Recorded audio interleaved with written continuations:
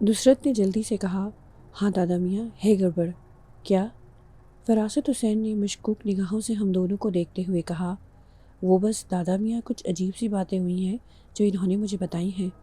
بیٹے، ظاہر ہے میں تمہارا ہمدردی ہو سکتا ہوں، محبت ہی کرتا ہوں تم سے، کوئی ایسی ویسی بات ہوئی ہے تو تمہیں کو مشورہ تو دے سکتا ہوں۔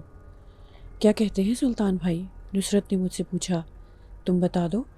میں نے اسے اجازت دی اور نصرت مدھم لہجے میں دادا جان کو چندریا کے بارے میں تفصیل بتانے لگا۔ نانا جان نے اس انداز میں پوچھا تھا چنانچہ ان سے کچھ چھپانا اب مناسب نہیں تھا، ویسے بھی بزرگ شخصیت تھی اور پھر چھپانے کا کوئی جواز بھی نہیں تھا۔ میں تو ان واقعات سے اچھا خاصا پریشان تھا۔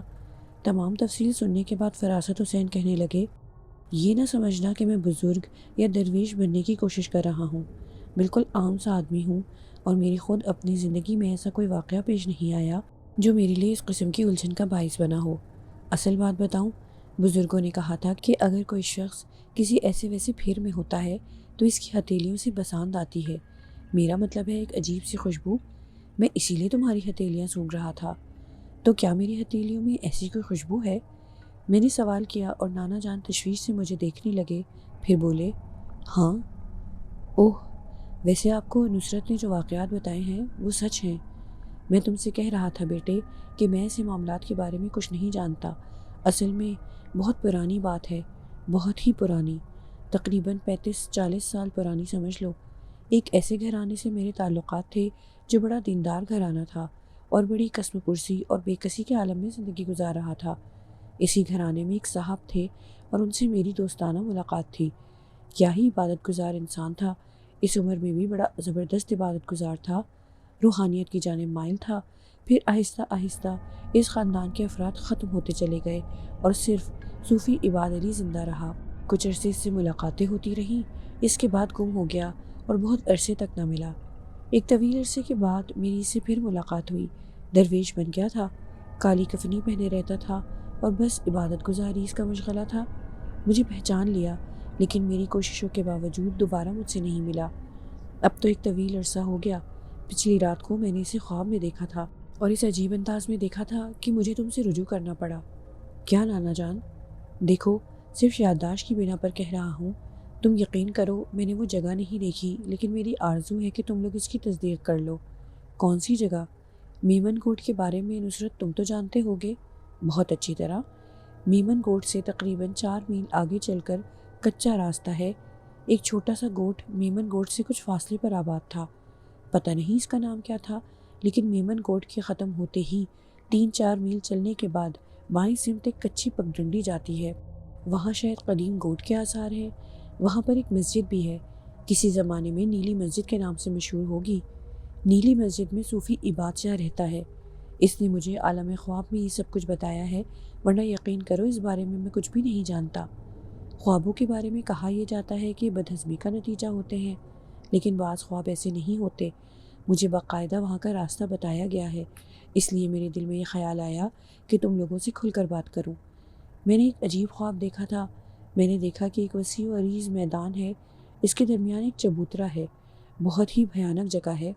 چبوترے پر لاتعداد تابوت رکھے ہوئے ہیں اور ایک آدمی سفید لباس اوڑھے وہاں سر جھکائے بیٹھا ہوا ہے۔ میں اس چبوترے کی جانب جا رہا ہوں اور پھر جب اس چبوترے کی سیڑھیاں چڑھنے لگتا ہوں تو اچانک ان تابوتوں سے عجیب و غریب مخلوق باہر نکل آتی ہے۔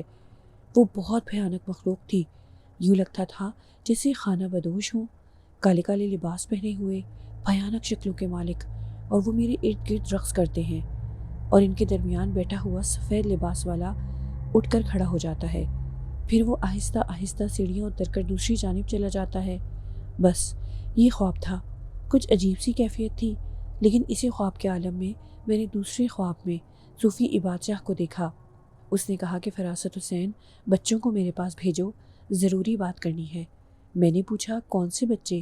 تو اس نے تم دونوں کی جانب اشارہ کر دیا، جبکہ تم دونوں مجھے اس سے پہلے نظر نہیں آئے تھے، لیکن انگلی کے اشارے سے اس نے تم دونوں کے بارے میں مجھے بتایا، اور اس کے بعد کسی کھٹکے سے میری آنکھ کھل گئی۔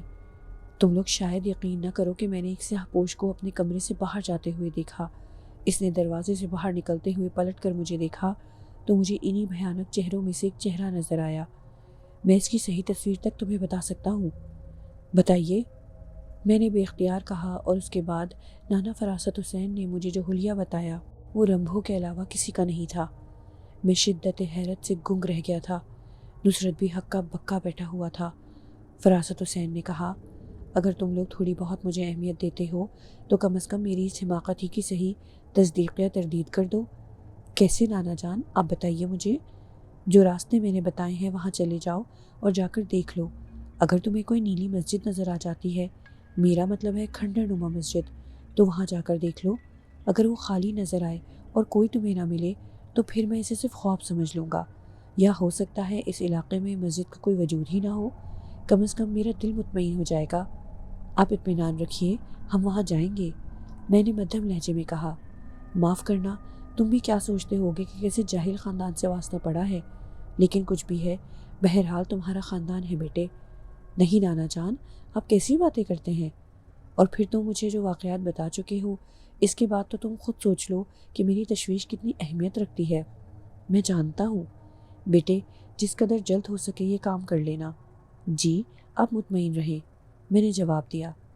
جاؤ آرام کرو اور سنو، کسی سے ان باتوں کا تذکرہ مت کرنا۔ جی بہت بہتر، آپ اطمینان رکھیے، میں نے کہا۔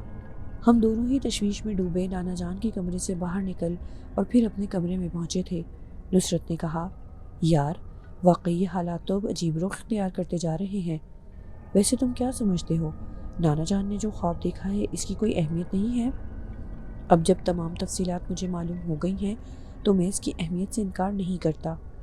ہمیں وہاں جانا ہوگا۔ رحیم کو ساتھ لے چلیں؟ رحیم ان راستوں کے بارے میں بخوبی جانتا ہوگا۔ ہاں، ویسے بھی وہ بیچارہ ہمارے ساتھ دربدر ہی رہا ہے۔ حویلی صفدر علی میں بھی وہ موجود تھا، اور اگر بدقسمتی سے حویلی کے اندر ہمارے ساتھ ہوتا تو پھر نہیں کہہ سکتے تھے کہ کیا صورتحال ہوتی، لیکن بہرحال اسی کے ساتھ جائیں گے۔ تو پھر کب چل رہے ہو؟ جب تم چاہو، میں تو اب بھی تیار ہوں۔ خیر، اس وقت تو کچھ بھی نہیں ہو سکتا۔ ویسے یہ میمن کوٹ کا علاقہ ہے کتنے فاصلے پر؟ کافی فاصلہ ہے، یہاں سے ملیر جانا ہوگا، ملیر سے آگے اور مزید آگے باغات وغیرہ کو عبور کرنے کے بعد میمن کوٹ کا علاقہ ہے۔ ویسے بڑا سرسبز و شاداب علاقہ ہے اور وہاں کے باغات مثالی حیثیت رکھتے ہیں، لیکن ہم سے گھوٹ کے بارے میں کہا گیا ہے۔ ٹھیک ہے، پھر کل صبح کو سب سے پہلے یہی کرتے ہیں۔ شام کے تقریباً 7 بجے تھے جب عظمیٰ بھابھی اور ان کا پورا گھرانہ پتہ لگاتا ہوا ہمارے یہاں پہنچ گیا۔ اس دوران عظمیٰ بھابھی سے کوئی رابطہ نہیں ہوا تھا، لیکن اس وقت ان کے آ جانے سے بے حد خوشی ہوئی تھی۔ عظمیٰ بھابھی کہنے لگی، ہم تو سمجھے تھے کہ بس تمہارا کام ختم ہو گیا اور ہم گئے راستے سے، آئے کیوں نہیں؟ عظمیٰ بھابھی، وقت ہی کتنا ہوا ہے، اور پھر آپ کیا سمجھتی ہیں ہم خاموش بیٹھے ہوئے ہیں؟ سب سے پہلے ہم بھائی صاحب کا مسئلہ حل کرنا چاہتے ہیں، ملنا ملانا اس کے بعد ہوگا۔ لیکن مجھے تو جانا ہے، وہاں سے ٹیلی فون آ گیا ہے کہ جلد واپس آ جاؤں۔ فاروق آباد سے؟ ہاں۔ اوہو، تو آپ جا رہی ہیں؟ ہاں۔ کب؟ بھائی یہ بھی ہو سکتا ہے کہ کل ہی چلی جاؤں، حکم حاکم کا معاملہ ہے، بھلا کیسے ٹال سکتی ہوں؟ کل کس وقت جائیں گی؟ یہ تو ابھی نہیں معلوم، ٹرین سے ہی جانا ہوگا، بڑے بھائی جان کل بکنگ کرا دیں گے، کل نہیں تو پرسوں تو ضرور چلی جاؤں گی۔ تو پھر پرسوں ہی جائیے، کل نہ جائیے۔ ٹھیک ہے، تم تو یہی ہو ابھی؟ بھابھی، میں تو یہی رہوں گا ظاہر ہے، میں نے کہا۔ پھر عظمیٰ بھابھی نے اور گھر کے دوسرے تمام افراد نے میری کوٹھی دیکھی اور عظمیٰ بھابھی مجھے مبارکباد دینے لگی۔ پھر اس کے بعد بھلا اس کا کیا سوال تھا کہ وہ کھانا کھائے بغیر یہاں سے جاتی؟ حالانکہ تمام افراد تھے، میں نے ضد کی تو شرمندہ ہونے لگے۔ جمیل احمد نے کہا، بھائی یہ تو بہتر بات نہیں ہوگی، ہم تو بس یوں ہی ملنے چلے آئے ہیں۔ عظمیٰ بھابھی سے پوچھ لیجئے۔ کیوں عظمیٰ بھابھی، آپ کھانا کھائے بغیر جائیں گی یہاں سے؟ ارے بابا، بھلا مجال ہے ہماری؟ چلو ٹھیک ہے، ہمارا کیا ہے، تیار کراؤ پوری بارات کا کھانا۔ عظمیٰ بھابھی نے کہا، بھلا یہ کیا مشکل کام تھا؟ چنانچہ سب کچھ ہو گیا۔ بعد میں نے جمیل احمد صاحب کو بتایا کہ میں نے کیا کیا ہے۔ جمیل احمد صاحب رخسار کو جانے لگے تھے، پھر وہ بولے، ہاں مجبوری ہے، دیکھو اللہ تعالیٰ کیا کرتا ہے۔ عظمیٰ بھابھی کہنے لگی، اب یوں نہ کرنا کہ میرے جانے کے بعد تم میرے گھر کو فراموش کر دو۔ اب تو ہم نے گھر دیکھ لیا ہے، اور پھر بھلا اتنی بڑی شخصیت کو کیسے نظر انداز کر سکتے ہیں جو ہماری رہنما بنی ہے؟ فرید احمد صاحب نے کہا، آپ لوگ عظمیٰ بھابھی کے رشتے سے میرے لیے بڑی اہمیت کیا حامل ہے، ایسی باتیں نہ کریں، میں تو ہر لمحہ آپ سے منسلک رہوں گا۔ مجھے تو عظمیٰ بھابی نے ایک اور خاندان دے دیا ہے جو کراچی میں میرا شناسہ ہو گیا ہے۔ صرف شناسہ نہ کہو، تم نے جو کچھ کیا ہے اس دور میں کون کر سکتا ہے؟ عظمیٰ بھابی کہنے لگی۔ ان لوگوں کے ساتھ خاصا اچھا وقت گزرا تھا۔ پھر جب وہ جانے کے لیے تیار ہوئے تو میں نے وہ تمام تحائف جو ایک پیکٹ کی شکل میں بنے ہوئے تھے عظمیٰ بھابی کے حوالے کرتے ہوئے کہا، جیسا کہ میں نے آپ کو بتایا عظمیٰ بھابی کہ کراچی سے جاتے ہوئے میرے ذہن میں یہ تصور تھا کہ بہاولپور کے بعد فاروق آباد جاؤں گا اور یہ کچھ اشیاء آپ کو پیش کروں گا، لیکن بہاولپور میں ہی پتہ چل گیا کہ آپ کراچی میں ہیں، چنانچہ یہ مجھے واپس لانی پڑی۔ ارے بھائی یہ کیا ہے؟ بس کچھ نہیں، آپ بعد میں کھول کر دیکھ لیجیے گا۔ عظمیٰ بھابی نے مجھے عجیب سی نگاہوں سے دیکھا، پھر ٹھنڈی سانس لے کر خاموش ہو گئی۔ جب ہم کار میں بیٹھ کر چلے تو انہوں نے آہستہ سے کہا، جو کچھ مجھے تمہیں دینا چاہیے تھا وہ تم دے رہے ہو، لیکن کیا کروں؟ بہرحال عظمیٰ بھابی بات ایک ہی ہے، اور پھر یہ میں اس خاندان کے رشتے سے نہیں اپنے ذاتی رشتے سے آپ کو دے رہا ہوں، اور آئندہ بھی اگر میری خدمت کی ضرورت پیش آ جائے تو آپ مجھے نظر انداز نہ کیجیے گا۔ عظمیٰ بھابی نے کوئی جواب نہ دیا تھا۔ بہرحال ہم نے انہیں ان کے گھر چھوڑا اور پھر واپس آ گئے۔ زندگی معمول کے مطابق تھی، لیکن رات کی تنہائیاں ذرا مختلف ہو جاتی تھیں۔ میرے دل میں کبھی کبھی ہلکا سا خوف جاگزی ہونے لگتا تھا اور میں سوچتا تھا کہ یہ سب کچھ قدرت نے مجھے دے دیا ہے، آگے نہ جانے میری تقدیر میں کیا لکھا ہے۔ جو مصیبت گلے پڑ گئی ہے اس سے چھٹکارا کیسے حاصل ہوگا؟ اگر زندگی یہیں پر آ کر معمول پر رک جاتی تو پھر کوشش کرتا کہ جس طرح بھی بن پڑے ماں جی کو اپنی زندگی میں شامل کر لوں۔ در حقیقت وہ مجھے بہت یاد آتی تھی۔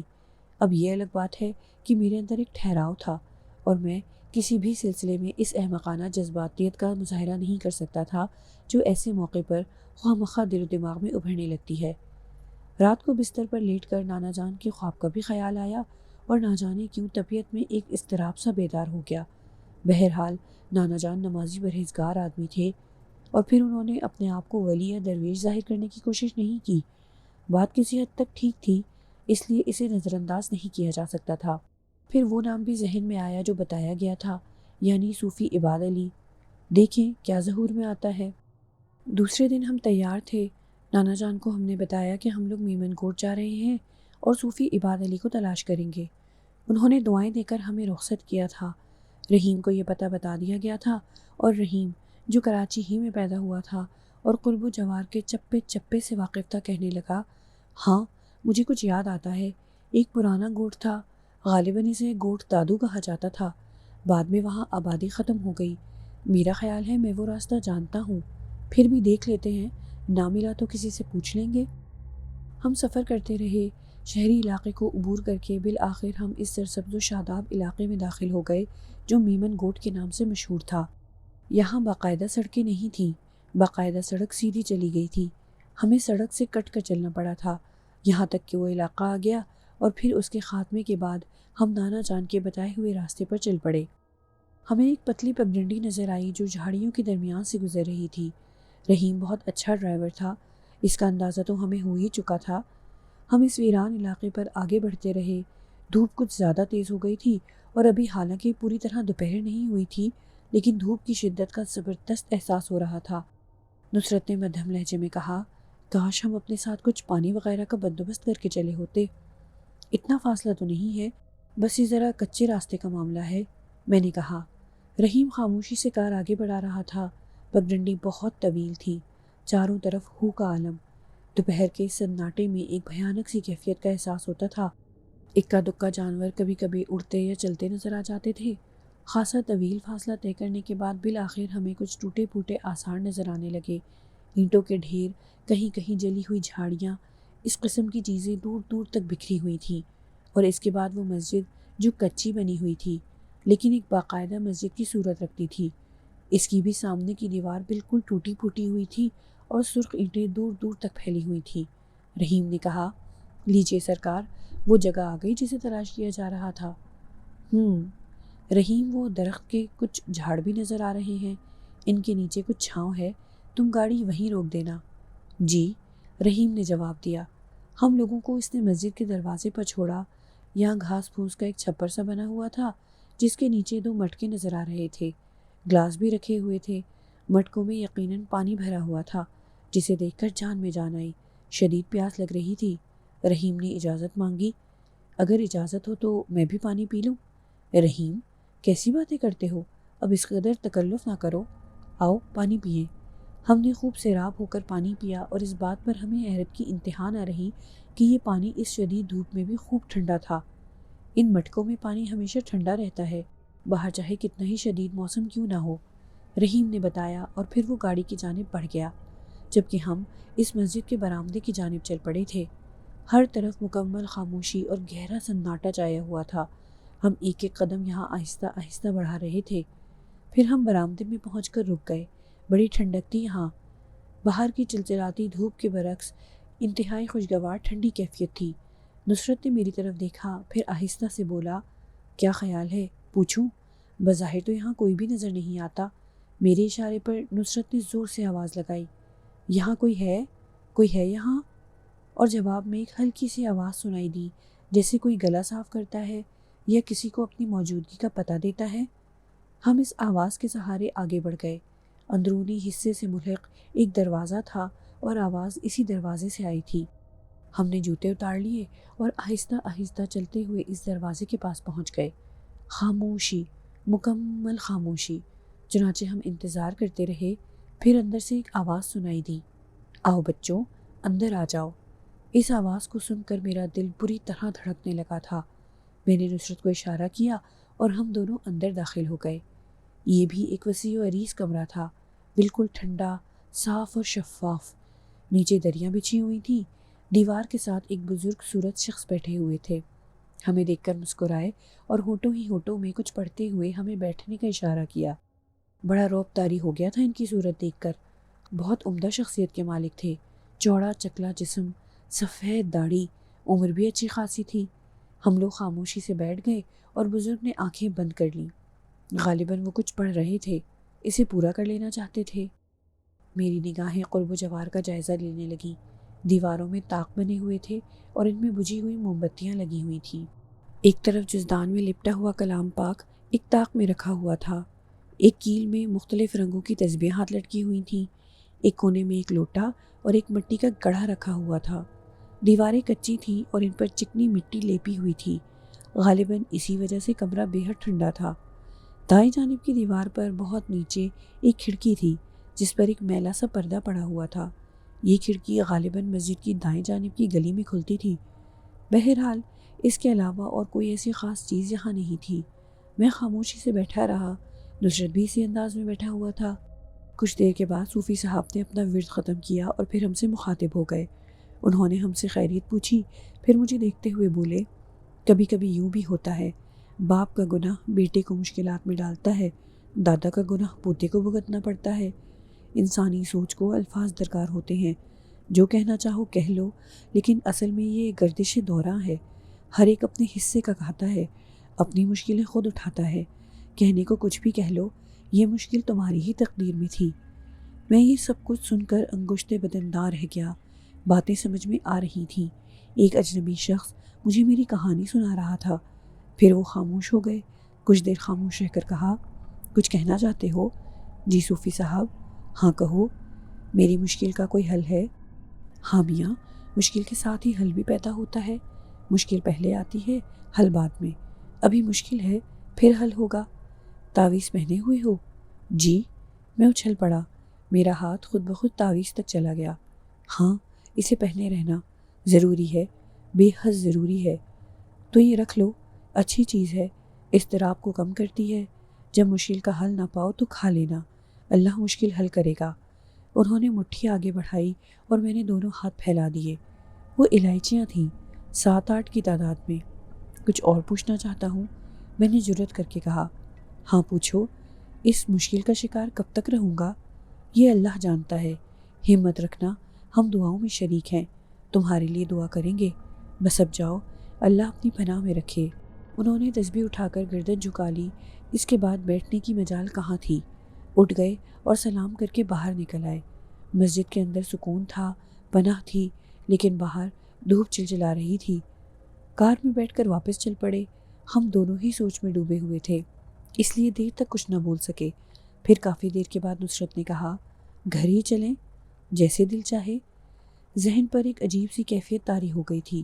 ہاں میں خود حیران ہوں، میں نے کہا۔ ان کے الفاظ سنے تھے؟ 100%۔ وہ سب کہہ رہے تھے جو میری کہانی ہے۔ یار نصرت، یہ سب کیا ہے؟ خدا کی قسم میری سمجھ سے بھی باہر ہے۔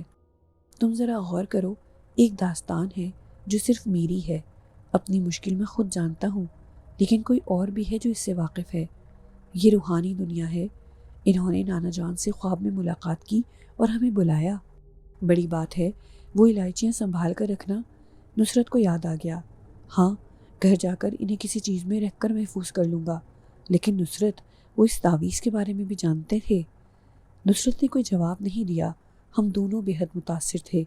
پھر میں نے ہی کہا تھا، یقین کرو نصرت، ایک عجیب سی تحفظ کا احساس ہو رہا ہے۔ یوں لگ رہا ہے جیسے کوئی طاقتور ہاتھ پشت پر آ گیا ہو۔ میں نے ایک فیصلہ کیا ہے۔ کیا؟ روزانہ نہیں تو دوسرے تیسرے دن صوفی صاحب کی قدم بوسی کے لیے آتا رہوں گا۔ کیا حرج ہے؟ کہاں چلوں صاحب؟ شہر میں داخل ہو کر رحیم نے پوچھا۔ گھر چلو رحیم، نانا جان انتظار کر رہے ہوں گے، انہیں معلوم ہے ہم یہاں آئے ہیں۔ جی صاحب، رحیم نے کہا۔ پھر تھوڑی دیر کے بعد ہم کوٹھی میں آ گئے تھے۔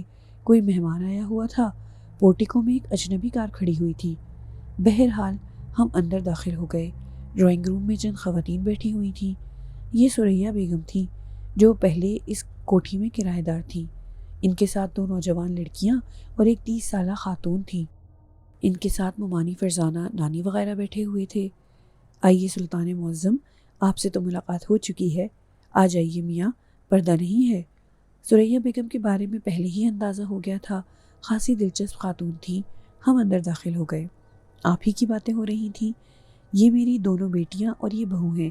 یہ لڑکی فائزہ ہے، یہ ریحانہ، اور بہو کا نام نبیلہ ہے۔ تم سے شکایت کرنے آئی ہوں۔ جی، کیسی شکایت؟ ہم غریبوں سے بھی کبھی مل لیا کرو، پڑوسی ہیں، فاصلہ بھی زیادہ نہیں ہے۔ آپ نے حکم دیا ہے، اب ضرور حاضری ہوگی، میں نے کہا۔ وعدہ؟ جی، میں نے جواب دیا۔ اچھا فرزانہ بیگم، اجازت دیجیے اور وعدہ یاد رکھیے۔ سریا بیگم اٹھ کھڑی ہوئی۔ ان کے جانے کے بعد ہم نانا جان کے پاس پہنچ گئے۔ اندازہ درست تھا، وہ انتظار کر رہے تھے۔ فوراً بولے، کیا ہوا سلطان میاں؟ ملاقات ہو گئی؟ کیا واقعی؟ یعنی صوفی عباد علی؟ نانا جان حیرت سے بولے۔ ہاں، وہی تھے۔ میں نے تمام واقعات نانا جان کو بتا دیے تو وہ بولے، بیٹا کل مجھے بھی لے چلو، ملاقات کر لوں گا، بہت دل چاہ رہا ہے۔ ضرور نانا جان، میں نے کہا۔ میرے دل میں خود لگن پیدا ہو گئی تھی۔ چنانچہ دوسرے دن ہم ضروری انتظامات کے بعد چل پڑے۔ رحیم اب راستے سے واقف تھا، چنانچہ پچھلے دن کی نسبت وہاں پہنچنے میں کم وقت لگا۔ آج موسم بھی کچھ بہتر تھا۔ مسجد کے باہر ایک پجارو کھڑی تھی، شاید کوئی اور بھی آیا تھا۔ بہرحال ہم بھی نانا جان کے ساتھ اندر داخل ہو گئے، لیکن پھر میرا اور نصرت کا منہ حیرت سے کھل گیا۔ آج منظر بدلا ہوا تھا، ماحول ہی مختلف تھا۔ سامنے برآمدے میں ایک لمبی قبر نظر آ رہی تھی جس پر پھولوں کی چادر چڑھی ہوئی تھی۔ قبر کے نزدیک کچھ افراد خاموش کھڑے فاتحہ خوانی کر رہے تھے۔ میرا سر چکرا کر رہ گیا۔ یہ سب کچھ ناقابل یقین تھا۔ یہ کیا ماجرا ہے؟ قبر بھی پختہ ماربل سے بنی ہوئی تھی اور یہ نہیں کہا جا سکتا تھا کہ راتوں رات بنائی گئی ہوگی۔ ہم سب ایک دوسرے کی صورت دیکھتے رہ گئے۔ پھر نانا جان کے منہ سے نکلا، کیا صوفی عباد علی؟ فاتحہ خوانی کرنے والے اسی وقت فاتحہ خوانی سے فارغ ہو گئے تھے۔ ان میں سے ایک شخص نے نانا جان کے الفاظ سن لیے تھے۔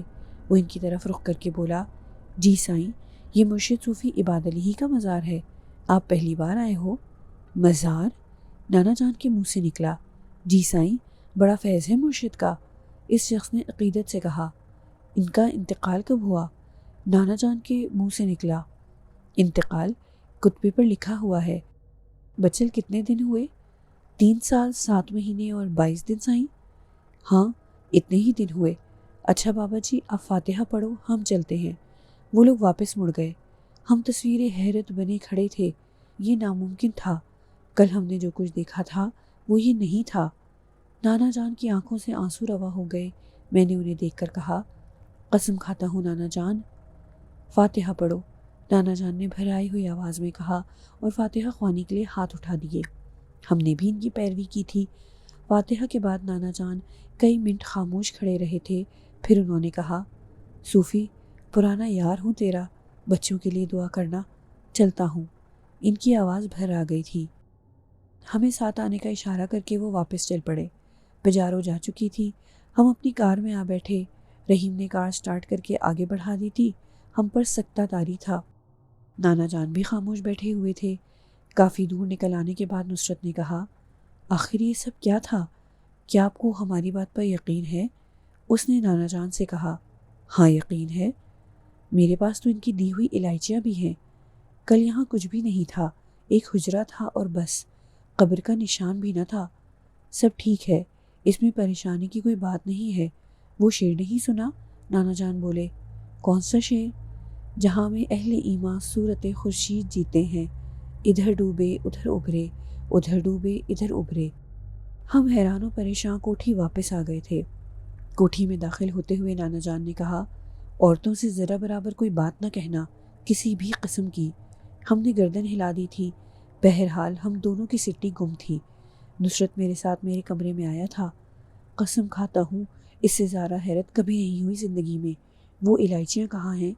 احتیاط سے رکھی ہوئی ہیں۔ کہاں؟ الماری میں، نکال کر دیکھو۔ نصرت بولا اور میں جلدی سے الماری کی طرف بڑھ گیا۔ الائچیاں کاغذ میں بندھی اپنی جگہ موجود تھیں۔ خیر، اللہ کے نیک بندوں کو بڑے اختیارات حاصل ہوتے ہیں، نصرت بولا۔ اسی وقت باہر سے نائلہ کی آواز سنائی دی۔ میں اندر آ جاؤں؟ آؤ آؤ، کیا بات ہے نائلہ؟ میں نے کہا اور نائلہ اندر داخل ہو گئی۔ وہ بھائی جان، صدر الدین صاحب کا ٹیلی فون آیا تھا، پوچھ رہے تھے کہ آپ کہاں گئے ہیں۔ ہم نے کہہ دیا کہ ہمیں نہیں معلوم۔ کہنے لگے کہ جب بھی واپس آئیں آپ سے کہیں کہ انہیں فون کر لیں۔ بس یہ اطلاع دینے کے لیے آئی تھی۔ ٹھیک ہے نائلہ، تھینک یو، میں نے کہا اور وہ کمرے سے باہر نکل گئی۔ میں ٹیلی فون کی جانب بڑھ گیا تھا۔ صدر الدین صاحب آفس میں موجود تھے۔ رسمی سلام دعا کے بعد میں نے پوچھا، آپ کورٹ نہیں گئے انکل؟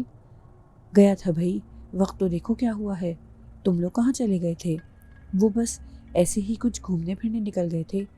خیر، اب یہ بتاؤ، آ رہے ہو میرے پاس یا فون پر ہی بتا دوں؟ جیسا حکم ہے آپ کا۔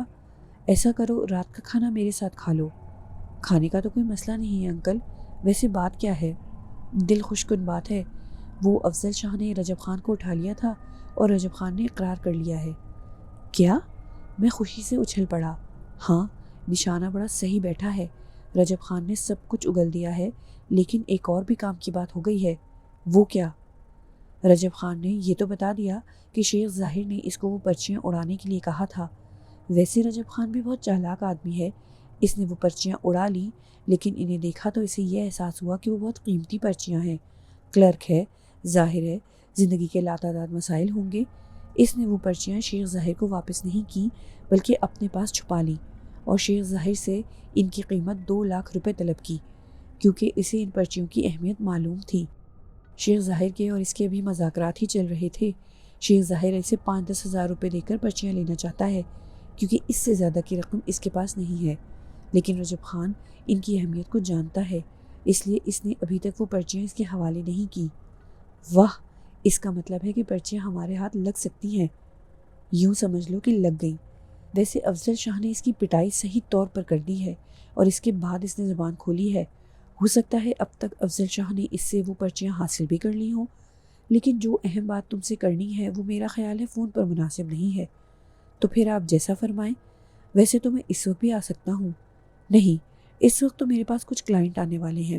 اچھا یوں کرو، رات کے کھانے پر نہیں تو شام کو چائے میرے ساتھ پی لو۔ کس وقت حاضری دوں؟ تقریباً 5 بجے آ جاؤ، میں حاضر ہو جاؤں گا، میں نے جواب دیا اور تھوڑی سی رسمی گفتگو کے بعد ٹیلی فون بند کر دیا۔ پھر میں نصرت کو صورتحال سمجھانے لگا۔ نصرت خوشی سے اچھل پڑا تھا۔ یہ تو زبردست کام ہو گیا، اس کا مطلب ہے شیخ صاحب الٹے ہو گئے۔ ہاں یار، واقعی بڑا زبردست معاملہ رہا۔ مجھے بھی یقین کرو، جمیل صاحب کو دیکھ کر بڑا دکھ ہو رہا تھا۔ صورت ہی سے شریف آدمی معلوم ہوتے ہیں، ان لوگوں کے لیے تو بڑی خوشخبری ہوگی، اس میں کیا شک ہے۔ پھر ہم لوگ دوبارہ صوفی عباد اللہ کے بارے میں باتیں کرتے رہے۔ ہماری حیرت انتہا کو پہنچی ہوئی تھی۔ بہرحال اب جو کچھ بھی تھا وہ تو اپنی جگہ ایک الگ نوعیت کا حامل تھا۔ چنانچہ کچھ دیر کے بعد نصرت اپنے کمرے میں چلا گیا اور میں بھی آرام کرنے لیٹ گیا۔ ذہن میں خیالات کا طوفان موجزن تھا۔ غالباً ذہنی تھکن کی وجہ سے نیند بھی آ گئی۔ پھر نہ جانے کتنی دیر تک سوتا رہا۔ آنکھ اس وقت کھلی تھی جب نصرت نے مجھے جھنجھوڑ کر جگایا تھا۔ چلنا نہیں ہے؟ کیا وقت ہو گیا؟ 4:30 بج رہے ہیں اور 5 بجے ہمیں وہاں پہنچنا ہے، نصرت بولا اور میں جلدی سے اپنی جگہ سے اٹھ گیا۔ نصرت کو دیکھا تو وہ ایک خوبصورت سی لباس میں ملبوس تھا۔ میرے ہونٹوں پر مسکراہٹ پھیل گئی۔ خوب، میں نے اسے دیکھ کر کہا۔ تمہارا معاملہ کچھ اور ہے، مگر میں تو اس گھر کا داماد ہوں، نصرت بولا اور میں نے اس کی پیٹھ پر ایک دھول جما دی۔ پھر وہ چلا گیا اور میں غسل خانے میں داخل ہو گیا۔ تیار ہونے میں دیر نہیں لگائی تھی کیونکہ مزاج میں وقت کی پابندی رچی ہوئی تھی۔ ہم تیار ہو کر چل پڑے۔ اس وقت رحیم کو ساتھ نہیں لیا تھا اور نصرت ڈرائیونگ کر رہا تھا۔ بہرحال کچھ لیٹ ہو گئے تھے۔ صدر الدین صاحب انتظار کر رہے تھے۔ گھر والوں کو ہماری آمد کے بارے میں معلوم تھا۔ چائے کا زبردست انتظام کیا گیا تھا۔ ہنا اور نازیہ بھی خوبصورت لباس میں موجود تھیں۔ چائے کی لوازمات سے فارغ ہوئے تو صدر الدین صاحب نے کہا، اب میرے کمرے میں چلو۔ جی، تم اگر چاہو نصرت تو ہنا اور نازیہ کے ساتھ گپے لڑاؤ، میں ذرا سلطان سے کچھ باتیں کر لوں۔ جی بہتر، نصرت نے سعادت مندی سے کہا اور میں مسکراتا ہوا صدر الدین صاحب کے ساتھ ان کے کمرے میں داخل ہو گیا۔ وہ بیٹھتے ہوئے بولے، جمیل احمد صاحب کا کام تو ہو گیا؟ پرچیاں کہاں ہیں؟ افضل شاہ کے پاس ہیں، میں دیکھ چکا ہوں۔ ظاہر ہے مقدمہ قائم ہے، ابھی لے نہیں سکتا۔ ویسے بڑا زبردست کام ہوا ہے، اس میں کوئی شک نہیں ہے، لیکن میں تم سے ایک مشورہ کرنا چاہتا ہوں۔ فرمائیے۔ شیخ طاہر میرے کلائنٹ تھے۔ ظاہر ہے ان واقعات کے بعد نہیں رہے کیونکہ میں نے ان کے خلاف کام کیا ہے، لیکن میں ان کے لیے کچھ کرنا چاہتا ہوں۔ کیا؟ اگر جمیل احمد کو تیار کر لو تو کوئی مفاہمی صورت اختیار کر لیتے ہیں۔ کیسے؟ کیس ختم کر لیا جائے، جمیل احمد خاموش ہو جائیں، تمہاری رقم تمہیں واپس مل جائے، جمیل احمد کو باعزت ان کی ڈیوٹی پر واپس لے لیا جائے، یوں جھگڑا ختم کر لیا جائے۔ صدر الدین نے کہا اور میں حیرت سے انہیں دیکھنے لگا۔ کیا یہ مناسب ہوگا؟ بس ایک دوسرے کی عزت رکھنے والی بات ہے۔ صدر الدین صاحب بولے، کمال ہے انکل، کیا شیخ صاحب نے جمیل احمد کی عزت رکھی؟ میں نے تلخ لہجے میں کہا، وہ تو ٹھیک ہے لیکن شیخ طاہر نے انہیں گرفتار کرا دیا، انہیں لاک اپ میں رہنا پڑا، ان کا خاندان جس اذیت کا شکار ہوا ہے شاید آپ کو اس کا اندازہ نہ ہو۔ مجھے اندازہ ہے، لیکن یہ چڑیا اور اژدہے کی لڑائی ہوگی، ظاہر ہے دونوں میں دشمنی ہو جائے گی اور جمیل احمد شیخ طاہر سے نہ لڑ سکیں گے۔ انکل، میں نے احتجاجی لہجے میں کہا، میری بات سنو، جمیل احمد سے بات کر لو، شیخ طاہر انہیں زیادہ احترام کے ساتھ نہ صرف ان کی ڈیوٹی پر واپس رکھ لیں گے، ملازمت بحال ہو جائے گی بلکہ تنخواہ میں اضافہ ہو جائے گا۔ اس کی ذمہ داری میں قبول کرتا ہوں، تم جمیل احمد سے بات کر لو۔ اصل میں سلطان میاں، دنیا میں مجبوریاں بے حد بڑھ گئی ہیں، سمجھدار لوگ فکر معاش کو زیادہ اہمیت دیتے ہیں۔ میں صدر الدین کو دیکھنے لگا تو وہ بولے، میری بات مانو، صرف ایک بار جمیل احمد سے بات کر لو۔ آپ نے شیخ طاہر سے بات کی ہے؟ ارے نہیں، بالکل نہیں، ابھی تو میں نے انہیں ہوا بھی نہیں لگنے دی۔ پہلے ان سے تو بات کر لیں، میں نے تنزیہ کہا، ممکن ہے وہ اس پر تیار نہ ہو۔ صدر الدین صاحب سوچ میں ڈوب گئے، پھر بولے، میں ان سے بات کر لوں گا مگر پہلے تم سے مشورہ ضروری تھا، کہو تو ابھی بات کروں؟ میرے خیال میں آپ کو بات کرنی چاہیے۔ ابھی کرتا ہوں، بلکہ اس طرح کرتا ہوں کہ تم بھی سنو، انہوں نے کہا اور پھر ایسا ٹیلی فون سیٹ اٹھا کر سامنے رکھا جس پر انٹرکام بھی تھا اور دوسری طرف کی آواز صاف سنی جا سکتی تھی۔ پھر انہوں نے شیخ صاحب کے نمبر ڈائل کیے اور کچھ لمحوں کے بعد ان کی آواز سنائی دی۔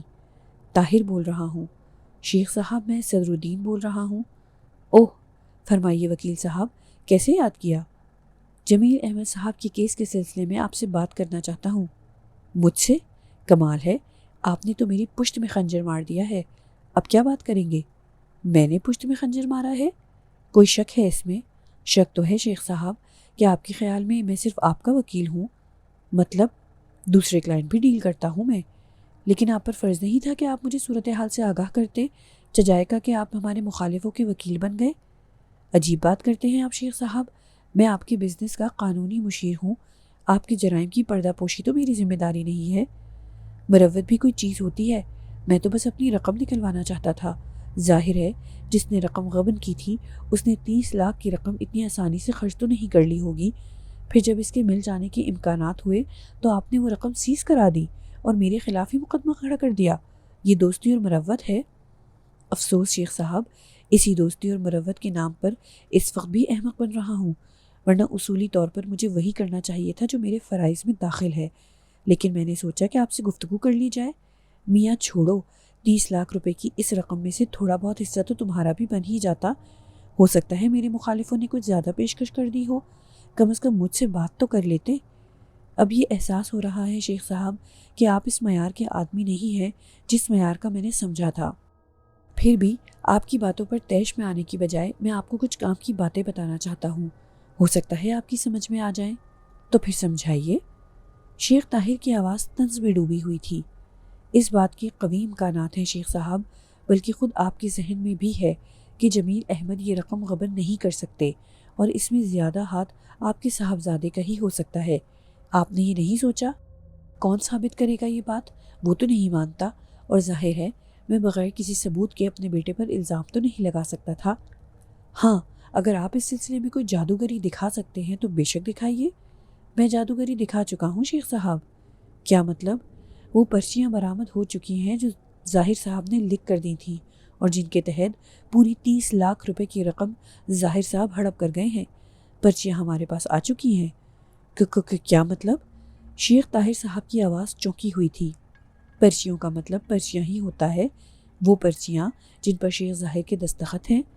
میاں کیا کہہ رہے ہو؟ آپ کی گردن پر چھری چلا رہا ہوں۔ آ جائیے ذرا، آپ کو پرچیوں کی زیارت بھی کرا دی جائے۔ کہاں آ جاؤں؟ شیخ صاحب بوکھلائی ہوئی آواز میں بولے۔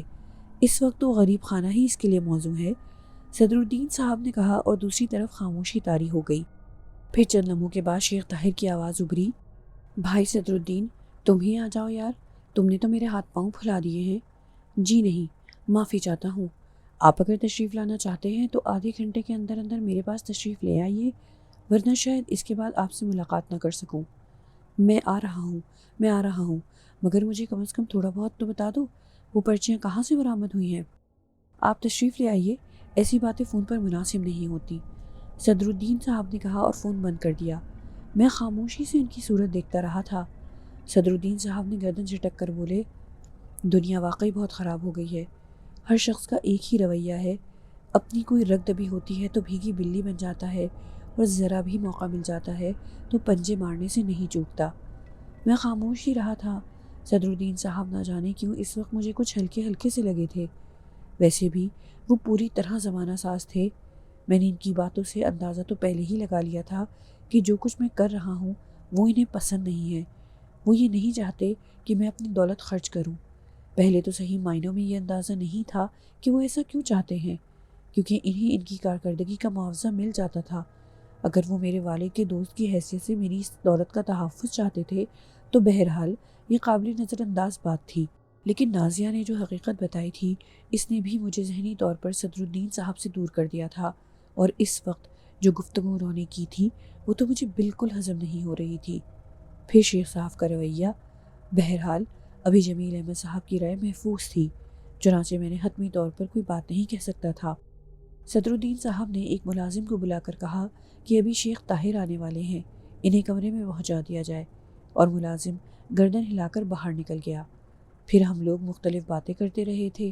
صدر الدین صاحب مجھے سمجھاتے رہے تھے کہ دولت کو اس طرح لٹانا مناسب بات نہیں ہے۔ دنیا کے رنگ دیکھ لو، لوگ ایک ایک پیسہ دانتوں سے پکڑتے ہیں، اور تم ہو کہ باپ کی چھوڑی ہوئی دولت کو بانٹتے پھر رہے ہو۔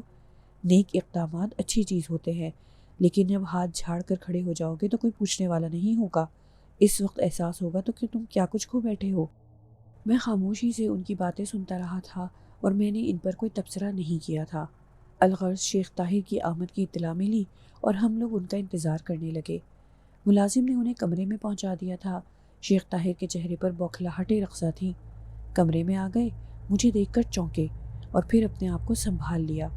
صدر الدین صاحب نے بہرحال ایک مہمان کی حیثیت سے ان کا استقبال کیا تھا۔ وہ بیٹھ گئے، لیکن کچھ بے چین سے نظر آ رہے تھے۔ بالآخر کافی دیر تک بے چین رہنے کے بعد انہوں نے خود کو سنبھالا اور صدر الدین صاحب سے بولے، یہ سلطان علی ہے نا، وہ جنہوں نے جمیل احمد صاحب کے حق میں رقم جمع کرائی تھی؟ جی ہاں۔ تو کیا ان کی موجودگی میں گفتگو مناسب ہوگی؟ جی بالکل، صدر الدین صاحب نے کہا، مگر میں اسے مناسب نہیں سمجھتا۔ یہ آپ کی مرضی پر منحصر ہے، مگر ذرا غور فرما لیجئے۔ یار تم کمال کرتے ہو، آخر میری بھی تو کوئی حیثیت، کوئی اوقات ہے۔ ابھی تک تو ہے، لیکن اس کے بعد شاید آپ کو کف افسوس ملنا پڑے۔ دھمکیاں دے رہے ہو مجھے؟ بالکل نہیں، آپ بہت بڑے آدمی ہیں، اور ظاہر ہے ہر طرح کے حالات کو فیس کر سکتے ہیں، لیکن یہ معاملہ کچھ ایسا ہے، آپ دیکھ لیجئے، غور کر لیجئے۔ لیکن یہ تو مخالف پارٹی ہے۔ افسوس مخالف ہی تو نہیں ہے، ورنہ اس وقت آپ کے سامنے نہ بیٹھی ہوتی۔ خیر فرمائیے، آپ کیا کہنا چاہتے ہیں؟ عرض کرنا چاہتا ہوں کہ وہ پرچیاں برآمد ہو چکی ہیں، اور وہ شخص بھی جس نے یہ پرچیاں ظاہر صاحب کے کہنے پر چرائی تھیں۔ پرچیوں پر پوری رقم کا اندراج ہے۔ دکھاؤ مجھے۔ جی نہیں، وہ عدالت میں جج صاحب کو دکھائی جائیں گی، صدر الدین صاحب نے کہا۔ جی شیخ صاحب، آپ کو اپنے شریف اکاؤنٹنٹ کے ساتھ کچھ رعایت کرنی چاہیے تھی، جو آپ نے نہیں کی۔ اب معاملہ الٹا ہو گیا ہے۔ یہ بات میرے فرائض میں ہے کہ نئی FIR درج کراؤں اور ظاہر صاحب کو گرفتار کرا دوں۔ عدالت کے لیے ثبوت موجود ہے۔ میں وہ پرچیاں دیکھنا چاہتا ہوں۔ آپ کو صرف اعتبار پر کام کرنا ہوگا۔ کیا مطلب؟ آپ سے جو کہا جا رہا ہے سچ ہے، نہ مانے تو آپ کی مرضی۔ آخر میں بھی تو آپ کے مفادات کا تحفظ کرتا رہا ہوں۔ آپ مجھ پر اعتبار نہیں کریں گے تو میں آپ کے ساتھ رعایت کیوں کروں؟ صدر الدین بولے۔ شیخ صاحب کے چہرے پر ہیجان نظر آ رہا تھا۔ پھر انہوں نے کہا، وہ آدمی کون ہے جس نے پرچیاں چرائی تھیں؟ یہ بھی ایک دلچسپ کہانی ہے۔ کیا؟ وہ شخص آپ کے دفتر کا کلرک ہے اور اس کا نام رجب خان ہے۔ او رجب خان؟ جی ہاں، سنا ہے وہ ظاہر صاحب کی ناک کا بال ہے۔ تو اس ناک کے بال کو جب یہ معلوم ہوا کہ آپ نے جمیل احمد کو گرفتار کرا دیا ہے اور وہ پرچیاں ظاہر صاحب کے لیے بے حد قیمتی ہیں، تو اس نے ظاہر صاحب سے ان کی قیمت 2 لاکھ طلب کی، جو ظاہر صاحب اسے نہ دے سکے۔ 2 لاکھ؟ شیخ صاحب اچھل پڑے، پھر بڑبڑانے والے انداز میں بولے، تو وہ مردود مجھ سے 2 لاکھ کی رٹ لگائے اس لیے ہوئے تھا۔ یقیناً آپ شیخ ظاہر کی بات کر رہے ہیں۔ آپ آگے کہیں۔ رجب خان گرفتار ہو گیا ہے اور اس نے سب کچھ قبول کر لیا ہے۔ اب صورتحال کا اندازہ آپ لگا لیجئے اور مجھے یہ بتائیے کہ کیا کرنا ہے۔ شیخ صاحب کے حوصلے پست ہو گئے۔ کچھ دیر سوچنے کے بعد وہ بولے، میں کیا بتاؤں، آپ بتائیے۔ سنیے شیخ صاحب، جمیل احمد کو آپ نے گرفتار کرا کے لاک اپ کرایا ہے، اس کی بے عزتی کی ہے، آپ کو اس کا ازالہ کرنا ہوگا۔ کیسے؟ جمیل احمد سے معافی مانگ کر، انہیں باعزت طریقے سے ان کی ملازمت پر واپس بلا کر اور انہیں کچھ ہرجانہ دے کر۔ دوسری صورت میں شیخ ظاہر پر مقدمہ چلے گا اور آپ کو ازالہ حیثیت عرفی کا مقدمہ بھگتنا پڑے گا۔ جمیل احمد کیا کہتا ہے؟ ابھی وہ کچھ نہیں کہتے، انہیں یہ سب کچھ معلوم نہیں ہے۔ معلوم نہیں ہے تو؟ شیخ صاحب کچھ کہتے کہتے رک گئے، میری طرف دیکھ کر کچھ کھوٹوں پر زبان پھیری، پھر بولے، کیا تھوڑی دیر کے لیے ان کی غیر موجودگی میں بات نہیں ہو سکتی؟ جو بات آپ کرنا چاہتے ہیں وہ یہ بھی سمجھ رہے ہیں اور میں بھی، اس پر افسوس کے علاوہ اور کیا کیا جا سکتا ہے، کیونکہ اس کا کوئی امکان نہیں ہے۔ مجھے آپ سے یہ امید نہیں تھی صدر الدین، خدا کا شکر ہے میں وہ نہیں ہوں جو آپ سمجھتے تھے۔ تو پھر اب بتاؤ کیا کروں؟ جمیل احمد سے بات کرنی ہوگی۔ کیا کہتا ہے وہ؟ اسے بلاؤ، ان کے گھر چلنا ہوگا۔ مجھے؟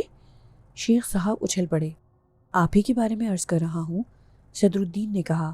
یعنی میں اس 2 ٹکے کے اکاؤنٹنٹ کے گھر جاؤں گا؟ جی ہاں، جوتوں کا ہار اور ڈال دو میرے گلے میں، منہ پر کالک اور مل دو۔ شیخ صاحب جھلائے ہوئے لہجے میں بولے، خیر یہ کام ہم تو نہیں کریں گے، لیکن صدر الدین نے جملہ ادھورا چھوڑ دیا۔ شیخ صاحب بری طرح ترمراتے رہے، میں خاموش بیٹھا رہا۔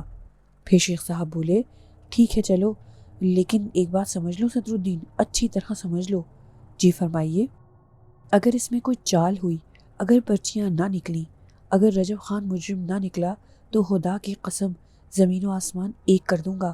میرا نام بھی شیخ طاہر ہے۔ مجھے صرف اپنی حماقت کی شرمندگی ہے کہ میں نے آپ کے بارے میں یہ نرم رویہ کیوں اختیار کیا۔ عدالت جانتی اور آپ۔ بہرحال اب بھی سب کچھ آپ کی مرضی پر ہے۔ دل چاہے اور غرض محسوس کریں تو چل کر جمیل احمد سے معافی مانگے، ورنہ ہم آپ کو خدا حافظ کہیں۔ چل تو رہا ہوں، شیخ صاحب نے کہا۔ کیوں سلطان میاں، وقت نکالو گے؟ صدر الدین صاحب نے پوچھا۔ جیسا آپ مناسب سمجھیں، میں نے گہری سانس لے کر کہا۔ تو پھر ٹھیک ہے، میں ذرا لباس تبدیل کر لوں۔ جی آئیے۔ میں بھی شیخ طاہر کے پاس سے اٹھ گیا تھا۔ اس شخص کے پاس میں چند لمحے بھی بیٹھنا پسند نہیں کرتا تھا۔ باہر میں نے نصرت کو تلاش کر لیا۔ میرا اندازہ درست تھا، وہ اس وقت حنا کے ساتھ بیٹھا ہوا باتیں کر رہا تھا۔ ہمیں دیکھ کر جلدی سے اٹھ کھڑا ہوا۔ نصرت ذرا چل رہے ہیں ہم لوگ۔ ارے واہ، بیٹھیں گے نہیں، کھانا کھا کر جائیے، حنا نے کہا۔ نہیں حنا، بہت ضروری کام سے جا رہے ہیں، ذرا پھر نشست ہوگی۔ نصرت میرے پاس آ گیا تھا اور ہنا صدر الدین صاحب کو دیکھ کر اٹھ کر اندر چلی گئی تھی۔ صدر الدین آگے چل کر ایک راہداری میں غائب ہو گئے۔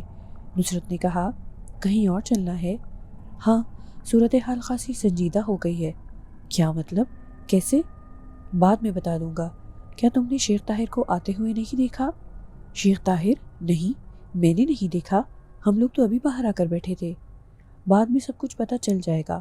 صدر الدین صاحب نے بہت وقت نہیں لگایا تھا۔ پھر وہ شیخ طاہر کی کار میں اور ہم دونوں اپنی کار میں بیٹھ کر چل پڑے اور تھوڑی دیر کے بعد جمیل احمد صاحب کے مکان پر پہنچ گئے۔ جمیل احمد صاحب اور فرید احمد صاحب گھر پر موجود تھے۔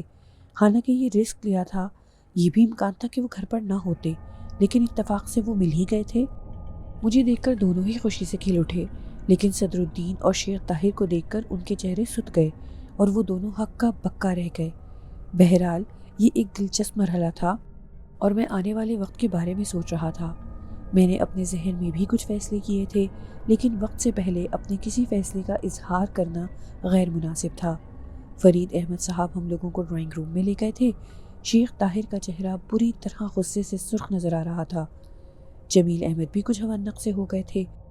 بہرحال ڈرائنگ روم میں ہم سب بیٹھ گئے تو صدر الدین نے کہا، جمیل احمد صاحب، معافی چاہتا ہوں، اس وقت غیر متوقع طور پر آپ کو الجھن میں گرفتار کیا، لیکن بات کچھ ایسی ہی تھی کہ آپ سے رجوع کرنا ضروری سمجھا۔ جی فرمائیے۔ یہ شیخ طاہر ہیں، آپ کی فرم کے مالک، یہ آپ سے معافی مانگنے آئے ہیں۔ جی؟ جمیل احمد صاحب سرسراتی آواز میں بولے۔ ہاں، مختصر سی تفصیل بتا دوں آپ کو، آپ کی بے گناہی ثابت ہو گئی ہے۔ وہ پرچیاں مل گئی ہیں جو شیخ طاہر نے آپ کو رقومات کے سلسلے میں دی تھیں، ان پر تاریخیں بھی درج ہیں اور باقی تفصیلات بھی ہیں۔ رجب خان بھی گرفتار ہو گیا ہے اور اس نے اعتراف کر لیا ہے کہ یہ پرچیاں اس نے شیخ ظاہر کے کہنے پر چرائی تھیں۔ گویا آپ کی پوزیشن بالکل صاف ہو گئی ہے۔ اب صورتحال یہ ہے کہ جو مقدمہ شیخ ظاہر پر قائم ہوا ہے، اس کے لیے ایک اور FIR درج کرانا ہوگی جو آپ کی طرف سے درج کرائی جائے گی۔ شیخ ظاہر کو گرفتار کر لیا جائے گا اور پھر جو کچھ بھی ہو بعد میں آپ ازالہ حیثیت عرفی کا کیس بھی کر سکتے ہیں۔ جمیل احمد صاحب کی آنکھوں سے آنسو بہنے لگے۔ فرید احمد نے کہا، خدا کا شکر ہے ہمارے اوپر سے بدنامی کا داغ تو دھل جائے گا، اس کے سوا ہمیں اور کیا چاہیے؟ شیخ صاحب کچھ اور چاہتے ہیں کیا؟ جمیل احمد کی بجائے فرید احمد بولے۔ وہ جمیل احمد سے معافی مانگنا چاہتے ہیں۔ کچھ ایسے قانونی نکات موجود ہیں جن کے تحت مقدمہ واپس لیا جا سکتا ہے اور فریقین آپس میں تصفیہ کر سکتے ہیں۔ اگر جمیل احمد اس کے لیے تیار ہوں تو یہ طے ہو جائے گا۔ اس کے تحت شیخ صاحب جمیل احمد کو بصد احترام نوکری پر واپس لے لیں گے، اور اگر جمیل احمد صاحب کچھ جرمانہ لینا پسند کریں تو… فرید احمد کے چہرے پر بے چینی نظر آنے لگی۔ وہ کسی قدر درست لہجے میں بولے، میں تو شیخ صاحب کے قدموں میں اپنی ٹوپی رکھ چکا ہوں۔ وکیل صاحب، میں نے ان سے رحم کی بھیک مانگی تھی اور شیخ صاحب نے مجھے دھتکار دیا تھا، میرے بھائی کے ہاتھوں میں ہتکڑی لگوا دی تھی، ابھی ایسا کیوں چاہتے ہیں؟ یہ جمیل احمد صاحب پر منحصر ہے، وہ جو فیصلہ کریں۔ صدر الدین نے کہا، ہمارے پورے خاندان میں بات پھیل گئی ہے، ہماری عزت دو کوڑی کی ہو گئی ہے، منہ دکھانے کے قابل نہیں رہے ہم۔ یہ مقدمہ چلے گا، ہم ازالہ حیثیت عرفی کا دعویٰ کریں گے۔ فرید احمد بولے، کیا حیثیت ہے جناب کی؟ کس حیثیت کا دعویٰ کریں گے آپ؟ اپنی حیثیت کا تعین کیا ہے آپ نے؟ ازالہ حیثیت عرفی کا دعویٰ کرنے کی فیس ہے آپ کے پاس، آپ اپنی حیثیت کا تعین کر سکیں گے؟ شیخ صاحب ہتے سے اکھڑ گئے۔ آپ غلط گفتگو کر رہے ہیں شیخ صاحب۔ صدر الدین نے گھبرا کر کہا، میاں خوب ذلیل کرا رہے ہو مجھے، پہلے ان لوگوں سے تو بات کر لیتے، تمہارے کہنے سے معافی مانگنے آ گیا تو یہ لوگ پھیل گئے، اب انہیں تو سنبھالو۔ شیخ صاحب نے کہا، فرید احمد صاحب کی بات درست ہے، بہرحال خاندان تو ہوتے ہیں، آپ نے جو کچھ کیا ہے وہ آپ کو سننا پڑے گا۔ صدر الدین بولے، تو بلا لو پورے خاندان کو، اس سے بھی معافی مانگ لو۔ جمیل احمد صاحب، آپ کیا کہتے ہیں؟ ہاں، میں کچھ کہنا چاہتا ہوں، براہ کرم میری بات سنیں۔ میں اس کے لیے ہر فیصلے کا حق سلطان کو دیتا ہوں۔ سلطان کہیں گے تو میں خود شیخ صاحب کے قدموں پر گر کر معافی مانگ لوں گا، جو وہ کہیں گے وہ میری آرزو تصور کر لی جائے گی۔ یہ بالکل ٹھیک ہے، فریقین کو کوئی اعتراض تو نہیں ہے؟ مجھے بالکل نہیں ہے، ہمیں بھی نہیں ہے، شیخ صاحب بولے، اور سب کی نظریں میری طرف اٹھ گئیں۔ میں نے ایک نگاہ سب کو دیکھا، پھر ٹھہرے ہوئے لہجے میں بولا، ٹھیک ہے، میں فیصلہ کرتا ہوں کہ ظاہر کو بدترین سزا دلوائی جائے اور شیخ طاہر پر 1 کروڑ کا دعویٰ کیا جائے۔ یہ جمیل احمد کی حیثیت کا تعین ہے صدر الدین صاحب۔ پورے مقدمے کے کاغذات تیار کرائے جائیں، اس کے علاوہ اور کچھ نہیں ہوگا۔ اور صدر الدین صاحب آپ کی اپنی پسند پر منحصر ہے، اگر آپ اس کیس سے دستبردار ہونا چاہیں تو خوشی سے ہو سکتے ہیں، میں بآسانی دوسرا انتظام کر لوں گا، اجازت چاہتا ہوں۔ آؤ نصرت۔ میں ڈرائنگ روم سے اٹھا اور نصرت کے ساتھ باہر نکل آیا۔ اپنے پیچھے میں بڑی سنسنی خیز فضا چھوڑ آیا تھا۔ میرے اس قدم نے انہیں اعصابی کشیدگی کا شکار کر دیا تھا، ورنہ وہ مجھے روکنے کی کوشش ضرور کرتے، لیکن میں یہ نہیں چاہتا تھا کہ اب ایک لمحے وہاں رکوں، اس لیے میں نے تیز رفتاری اختیار کی تھی۔ نصرت بھی بادل نخواستہ میرا ساتھ دے رہا تھا۔ ہم دونوں کار میں آ بیٹھے اور کار سٹارٹ ہو کر چل پڑی۔ نصرت لاکھ مجھ سے بے تکلف سہی، لیکن میرے موڈ کا ہمیشہ خیال رکھتا تھا۔ چنانچہ کافی دور نکل آنے کے باوجود نصرت نے خاموشی ہی اختیار کیے رکھی۔ میں بھی اپنے اس عمل کا تاثر محسوس کر رہا تھا، لیکن پھر نصرت کی زبان زیادہ دیر خاموش نہ رہ سکی۔ اس کی بھاری آواز سنائی دی، یار کزن، کچھ کہنا چاہتا ہوں۔ میں نے چونک کر اسے دیکھا، اس کے چہرے پر یتیمی برس رہی تھی۔ مجھے اس کی کیفیت پر بے اختیار ہنسی آ گئی۔ کیوں؟ تم کیوں مر رہے ہو؟ مر نہیں رہا بھائی، مر چکا ہوں، نصرت مسخرے پن سے بولا۔ کیا مطلب؟ یار بار بار مطلب پوچھتے ہو؟ تمہیں علم ہے کہ میں حنا کا مقتول ہوں اور اس پر بری طرح مر مٹا ہوں، اور تم ہو کہ قبلہ سسر صاحب کو کسی خاطر میں ہی نہیں لاتے۔ یار نصرت کیا کہوں، تمہارے جذبات کا مجھے خیال ہے، لیکن صدر الدین صاحب پوری طرح زمانہ ساز ہیں، اپنے فائدے کو کبھی ذہن سے دور نہیں کرتے۔ کمال کرتے ہو، انہیں کیا معلوم کہ ہم لوگ ان کی بیٹی کے مستقبل ہیں۔ اب میں بیٹیوں کا تو نہیں کہہ سکتا، کیونکہ تم نے تو نازیہ کے بارے میں صاف صاف کہہ دیا ہے کہ وہ تمہاری منزل نہیں ہے۔ اس کے علاوہ اور بھی کوئی کام ہے تمہیں؟ دیکھو، زندگی کا ہر کام قدم بقدم کرنا چاہیے۔ بچپن سے جوانی تک پہنچے، ماں باپ کا کہا مانا، جتنا پڑھ سکتے تھے پڑھ لیا، اور اس کے بعد فکر معاش کے لیے چل پڑے۔ جب یہ شعبہ مکمل ہو گیا تو کون احمق ہے جو گھر بسانے کے بارے میں نہ سوچے؟ اور پھر محبت کرنا تو بڑا ضروری ہے، اس کے بغیر کیا زندگی کی تکمیل ہوتی ہے؟ کیوں میرا ذہن ان خیالات کی جانب سے ہٹا رہے ہو؟ میں نے جھلائے ہوئے لہجے میں کہا۔ میری جان کے 1000ویں حصے، سوری کچھ غلط بول گیا، یعنی 1000 جان، میرا مستقبل بھی تو تمہاری جنبش لب سے وابستہ ہو گیا ہے۔ یار جتنی چاہے دل شکنی کر دو، لیکن قبلہ سسر صاحب کو تو اپنی مٹھی میں رکھو۔ تو پھر تم یوں کرو کہ قبلہ سسر صاحب سے یہ بات کہہ دو کہ سلطان کے معاملات میں ٹانگ نہ اڑایا کریں۔ ابھی کیسے کہہ سکتا ہوں؟ اور کچھ نہیں کر سکتے تو کم از کم رشتہ ہی دے دو، تاکہ ان کے دل کی گوشیں نرم ہو جائیں، بڑا فرق پڑ جاتا ہے۔ پلیز اس وقت میرے ذہن کو نہ الجھاؤ، میں سنجیدگی سے کچھ سوچنا چاہتا ہوں۔ اے کاش تم اس سنجیدگی سے اس مظلوم کزن کے بارے میں بھی سوچ سکو۔ خیر چھوڑو، اب تمہارے مطلب کی بات کرتے ہیں۔ ہمارے مطلب کے لیے تو تم آمادہ ہی نہیں ہوتے۔ ایک بات بتاؤ، جمیل احمد صاحب کے گھر سے اس طرح چلے آنا خود ان کے لیے اور فرید احمد صاحب کے لیے باعث پریشانی نہیں ہوگا؟ بھلا انہیں کیا پریشانی ہو سکتی ہے؟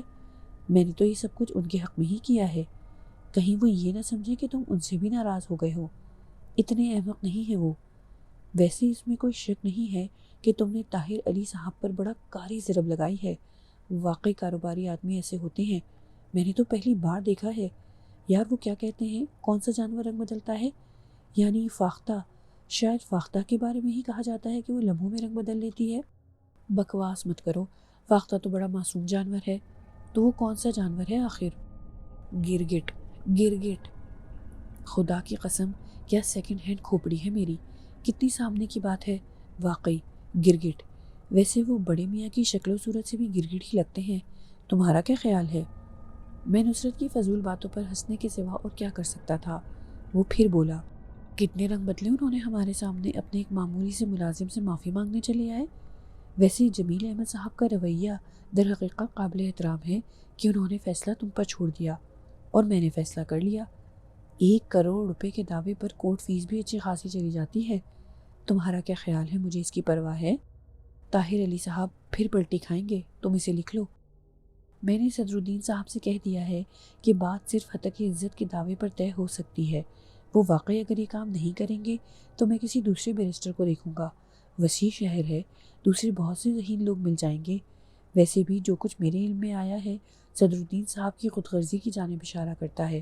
تم خود سوچو، اب تو تم تمام صورتحال سے واقف ہو چکے ہو۔ صدر الدین صاحب کو اس بات کا علم ہے کہ ڈیڈی میرے لیے بہت بڑا سرمایہ چھوڑ گئے ہیں اور اب وہ اس سرمایہ میں اپنی بیٹیوں کو حصے دار بنانا چاہتے ہیں۔ تمہارا کیا خیال ہے، میں اتنی ہی خاموشی سے یہ سب کچھ قبول کر لوں گا؟ ہائے، میرا خیال نہ پوچھو، میرے خیال سے تو تم بالکل اتفاق نہیں کرو گے۔ نصرت، میں انتہائی کوشش کروں گا کہ صورتحال بگڑنے نہ پائے، لیکن میرے دوست اپنے اصولوں پر کبھی سمجھوتا نہیں کر سکتا۔ جمیل احمد صاحب کے ساتھ جو کچھ ہوا ہے تم نے اپنی آنکھوں سے دیکھ لیا۔ کسی مرحلے پر میں نے تمہیں اس سے دور نہیں رکھا۔ سمجھ رہا ہوں، تمام موڈ چوپٹ ہو گیا ہے، چلو کہیں کافی پلاؤ، میں نے کہا، اور تھوڑی دیر کے بعد ہم نے گرین لینڈ کے سامنے کار روک دی اور اوپر کی منزل میں جا بیٹھے۔ انتہائی پرسکون ماحول تھا، خاموشی اور سناٹا۔ لوگ بیٹھے ہوئے تھے لیکن مدھم لہجے میں گفتگو کر رہے تھے۔ ہم لوگ ایک میز پر جا بیٹھے، ویٹر نے مینیو لا کر سامنے رکھا تو میں نے اسے واپس کرتے ہوئے کہا، صرف کافی۔ ویٹر مینیو اٹھا کر واپس چلا گیا تھا۔ اب نصرت کے چہرے پر بھی سنجیدگی نظر آ رہی تھی۔ کچھ لمحے خاموش رہنے کے بعد اس نے کہا، تو پھر اب کیا ارادہ ہے؟ نہیں نصرت، تم نے سنے ان کے الفاظ؟ کیا ہوتے ہیں یار یہ لوگ، پتہ نہیں ذہن کس طرح اتنے برے راستوں کی جانب چلا جاتا ہے، غیر انسانی گفتگو کرتے ہیں، عزت ہی نہیں سمجھتے کسی شخص کی۔ میں کہتا ہوں بے شک دولت کمائی جاتی ہے، وسائل ہوتے ہیں اور نہیں ہوتے، لیکن یہ انسانیت اس طرح ہاتھ سے کیسے نکل جاتی ہے؟ بڑا لمبا مسئلہ ہے بھائی صاحب، اس پر بحث نہ کرو تو بہتر ہے، کیونکہ اس وقت یہ دو طبقے ایک دوسرے کے آمنے سامنے بیٹھے ہیں، نصرت نے بدستور پرمزاح لہجے میں کہا۔ تھوڑی دیر کے بعد ویٹر نے کافی کے برتن لگا دیے اور نصرت میرے لیے بھی کافی بنانے لگا۔ کافی کے چھوٹے چھوٹے سپ لیتے ہوئے میں ان حالات کے بارے میں سوچتا رہا۔ بالآخر آخری فیصلہ کر لیا کہ جو کچھ میں نے کہا ہے، اگر واقعی صدر الدین صاحب نے وہ نہ کیا یا اس میں کوئی حیل و حجت کی تو پھر شاید ان سے میرے یہ تعلقات قائم نہ رہ سکیں۔ جہاں تک معاملہ رہا نصرت کا، تو وہ کچھ نہ کچھ طے ہو ہی جائے گا۔ ویسے تو ایک اور معاملہ طے ہونا تھا اور وہ نوید کا تھا۔ مجھے ایک دم ہنسی آ گئی تو نصرت نے جلدی سے اپنی کافی کی پیالی نیچے رکھی اور بولا، ہنسی کے بارے میں یہ کہا جاتا ہے کہ جب اچانک ہی آ جاتی ہے تو خاصی خوشگوار ہوتی ہے۔ میرا خیال ہے تم نے ہنا کے اور میرے لیے کوئی بہتر فیصلہ کیا ہے۔ بکواس کی تو یہ کافی اٹھا کر تمہارے منہ پر پھینک دوں گا۔ ایک منٹ، نصرت نے کافی کی پیالی کو انگلیوں سے چھو کر دیکھا اور بولا، سوری سر، ابھی کافی گرم ہے، اس لیے میں اپنے الفاظ واپس لیتا ہوں۔ میں یہ سوچ کر ہنس پڑا تھا کہ لندن سے واپسی کے بعد زندگی میں کس قدر تیز رفتاری سے واقعات پیش آئے ہیں۔ ایک غریب الوطن کی حیثیت سے واپس آیا تھا، محبتوں کے لیے ترستا ہوا، اور وہی ہوا جس کا خدشہ تھا۔ یعنی مجھے تو اب اتنا اندازہ ہو سکتا ہے کہ فاروق آباد میں لوگوں نے مجھے کس نگاہ سے دیکھا تھا۔ وہ تو میں خود ہی دنیا سے ہار مان چکا ہوں، ورنہ شاید وہیں پر کوئی تلخی پیدا ہو جاتی۔ آپ دنیا سے ہار مان چکے ہیں؟ نصرت نے طنزیہ لہجے میں کہا۔ ہاں نصرت، ورنہ اب ان حالات میں تو سب سے پہلے فاروق آباد والوں کے لیے انتقامی جذبے ابھر آنے چاہیے تھے، لیکن تم خود سوچو کیا کیا میں نے۔ ہاں یہ تو ہے، اور اس کے بعد وہ پراسرار واقعات جن کو ذہن نے ابھی تک صحیح انداز میں دیکھا ہی نہیں ہے۔ ویسے ایک بات کہوں، کچھ لوگ سونے کے قلم سے تقدیر لکھوا کر لاتے ہیں، تم انہی میں سے ایک ہو۔ کیا بات ہے، یعنی ایک روح کی محبت، ایک درویش صرف لڑکی کی محبت، کتنی ہوئی؟ 2، اور وہ تو شکر ہے کہ نازیہ صاحبہ کا مسئلہ آگے نہیں بڑھ سکا، ورنہ محبت نمبر 3 کا آغاز بھی ہو جاتا۔ تمہارے ذہن میں اس کے سوا اور کچھ نہیں آتا؟ زندگی چاند سی صورت کے سوا کچھ بھی نہیں، کیا کہتے ہو اس بارے میں؟ کافی ختم کرو اور بل منگواؤ، میں نے بیزاری سے کہا۔ تھوڑی دیر کے بعد ہم واپس کار کے قریب پہنچ گئے، لیکن میں نے ایک عورت کو کار کے بمپر سے ٹکے ہوئے دیکھا۔ اس کی گود میں ایک چھوٹا سا بچہ تھا۔ عورت بیکارن معلوم نہیں ہوتی تھی، سر اور چہرہ ڈھکا ہوا تھا، بدن پر مناسب سا لباس تھا اور صرف اس کی آنکھیں نظر آ رہی تھیں، لیکن ان آنکھوں میں ایک ایسی بے بسی پنہاں تھی جسے اگر دیکھ کر اس پر غور کر لیا جائے تو دل ٹکڑے ٹکڑے ہونے لگا۔ نصرت نے قریب پہنچ کر کہا، ہٹیے بی بی، گاڑی کا دروازہ کھولنا ہے۔ جی صاحب، اس کی لرزتی ہوئی آواز ابھری اور میں نے اس آواز پر بھی غور کیا۔ تمہیں کچھ چاہیے؟ میں نے سوال کیا اور وہ گاڑی سے ہٹ کر 2 قدم کے فاصلے پر کھڑی ہو گئی۔ انداز ایسا تھا جیسے مجھے مخاطب کرنا چاہتی ہو۔ میں نے پھر آگے بڑھ کر کہا، معاف کرنا، ہم تمہیں بھکارن نہیں سمجھ رہے، کوئی مشکل ہے تو بتاؤ، ورنہ براہ کرم میرے اس سوال کا برا نہ ماننا۔ مشکل ہے صاحب، اس کی لرزتی ہوئی آواز ابھری۔ بولو، کچھ چاہیے؟ چاہیے تو صحیح، دے سکتے ہو آپ؟ کیا چاہیے پہلے یہ بتاؤ۔ چند روز کا سہارا، ایک ایسی جگہ جو صرف انسان نما بھیڑیوں سے محفوظ ہو صاحب۔ روٹی کے لیے پیسے ہیں میرے پاس، بس اس کے بعد آپ کے یہاں سے چلی جاؤں گی۔ تھوڑی سی جگہ صاحب، نہ فحشہ سمجھیے نہ کوئی بدکار عورت، میں بس ایک مظلوم ہوں اور اس طرح کی مشکل کا شکار جسے اب ٹالنا میرے بس میں بالکل نہیں ہے۔ یہ بچہ ہے میرا، 2 افراد کی زندگی کا سوال ہے۔ اگر آپ نے بھی ہمیں بے سہارا چھوڑ دیا تو شاید کسی اور سے کچھ کہنے کی ہمت بھی نہ پڑ سکے۔ نصرت نے گہری سانس لی اور بولا، یک نہ شد، کتنے شد؟ میرا مطلب ہے کتنے ہو گئے؟ یہ الفاظ اس نے آہستہ سے کہے تھے، لیکن میں نے اس کی بات پر توجہ نہیں دی اور ایک لمحے کے لیے الجھنوں کا شکار رہا۔ جو الفاظ اس نے کہے تھے ان کے لیے فیصلہ کرنا ذرا مشکل کام تھا، لیکن بہرحال میں نے ایک لمحے سوچا، پھر اسے اور اس کے بچے کو دیکھا، پھر پچھلا دروازہ کھول کر بولا، بیٹھ جاؤ۔ نصرت نے کسی قدر غصیلی نگاہوں سے مجھے دیکھا تھا، پھر وہ گھوم کر میرے برابر آ بیٹھا اور میں نے کار سٹارٹ کر کے آگے بڑھا دی۔ راستے میں خاموشی رہی تھی۔ کوٹھی میں پہنچنے کے بعد میں نے اسے نیچے اتارا اور کہا، تم سے تمہارے بارے میں معلوم کرنا بہت ضروری ہے۔ تم خود جانتی ہو کہ اس وقت حالات کس نوعیت کے ہیں اور بعض اوقات کوئی نیکی زندگی کا روگ بن جاتی ہے۔ فی الحال تمہیں ملازموں کے کوارٹروں میں بھیج رہا ہوں، وہاں وقت گزارو۔ وہاں کسی ملازم سے کہہ دوں گا کہ تمہارے کھانے پینے کا بندوبست کر دے، لیکن اگر تم مجھے مطمئن نہ کر سکی تو میں تم سے معذرت کر لوں گا۔ عورت نے کوئی جواب نہ دیا۔ میں نے نصرت سے کہا، نصرت، انہیں کسی کوارٹر میں چھوڑ دو اور کسی سے کہہ دو کہ ان کے کھانے پینے کا بندوبست کر دے۔ نصرت ہونٹوں ہی ہونٹوں میں کچھ بڑبڑاتا ہوا وہاں سے چلا گیا تھا اور میں اندرونی حصے کی جانب بڑھ گیا۔ میری خواہش تھی کہ اس وقت کسی سے مڈ بھیڑ نہ ہو اور میں آسانی سے کچھ سوچ سکوں۔ میری یہ خواہش پوری ہو گئی۔ سب لوگ اپنے اپنے کاموں میں مصروف تھے، اس لیے کسی کو یہ اندازہ نہ ہو سکا کہ میں اپنے کمرے میں ہوں۔